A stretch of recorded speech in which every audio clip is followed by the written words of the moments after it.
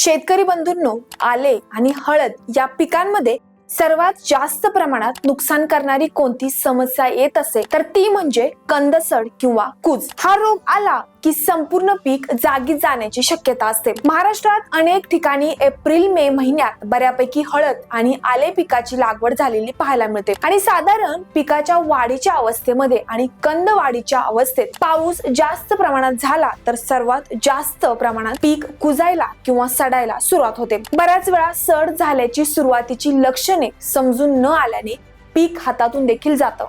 जर जमिनीमध्ये पिकाला सड लागली असेल तर त्यावेळी पिकामध्ये बदल होऊन जमिनीच्या वरच्या पिकाच्या भागावर देखील लक्षणे दिसायला लागतात। ती म्हणजे जसं की पानांच्या कडा पूर्णपणे पिवळसर होतात, कालांतराने प्रादुर्भावित झालेली पाने पूर्णपणे वाळून जातात, कंद तर सडतोच शिवाय पिकाचे खोड देखील हळूहळू काळसर दिसायला लागतं। सर्वात मोठं लक्षण म्हणजे ज्या शेतात उग्रवास यायला लागतो, उग्रवास येतो म्हणजे मोठ्या प्रमाणात त्या शेतात सड किंवा कूज झाल्याचं सर्वात मोठं लक्षण असतं। आता तुम्ही म्हणाल आम्ही एवढं चांगलं नियोजन करू नये, हा रोग दरवर्षी येतो तरी कशामुळे? तर शेतकरी बंधूंनो, हा रोग 3 कारणामुळे येतो, तो म्हणजे पिथियम आणि फ्युझारियम बुरशीमुळे। या बुरशीचा जास्त प्रादुर्भाव झाल्यास कंदातून चिकट उग्र द्रव देखील बाहेर येतो, ज्यामुळे दुर्गंधी पसरते। दुसरे कारण म्हणजे कंदमाशीची अळी आणि तिसरे कारण म्हणजे अतिरिक्त झालेलं पाणी। आता तुम्ही म्हणाल यासाठी काय काळजी घेतली पाहिजे किंवा काय काय उपाययोजना केल्या पाहिजेत, तर सांगते। सगळ्यात महत्त्वाचं म्हणजे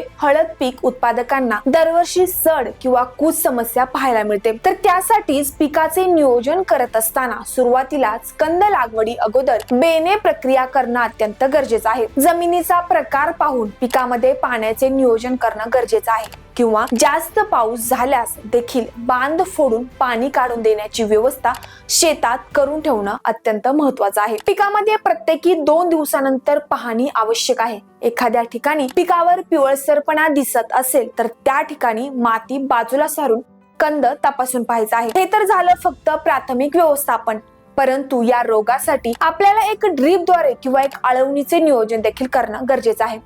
यासाठीच आपण घेऊ शकतो खात्रीशीर आणि दर्जेदार परिणाम मिळवून देणारी पालवी ॲग्रीकोचं कॉपर ऑक्झिक्लोराइड 50% हा घटक असलेलं सोपर बुरशीनाशक 500 ग्रॅम। दुसरं म्हणजे यामध्येच आपल्याला घ्यायचं आहे क्लोरोपायरिफॉस 50% आणि सायपरमेथ्रिन 5% हा घटक असलेलं सॅन्टॉक्स 505 हे कीटकनाशक 500 मिली आणि पोटॅशियम ह्युमेट 49% घटक असलेलं वेल ह्युमिस्टर हे पीक पोषक साधारण 400 ग्रॅम प्रति एकर साठी घेऊन एकत्रित घेऊन 200 लिटर पाण्यात मिक्स करून ड्रिपने सोडू शकतो किंवा शक्य असेल तर तुम्ही याची आळवणी देखील करू शकता, जेणेकरून पिकामधील कूज पूर्णपणे नियंत्रणात येऊन पिकाची मुळी चांगली वाढेल, अन्नद्रव्य शोषण सुधारेल आणि एकंदरीत पिकाची वाढ जोमदार आणि निरोगी राहील।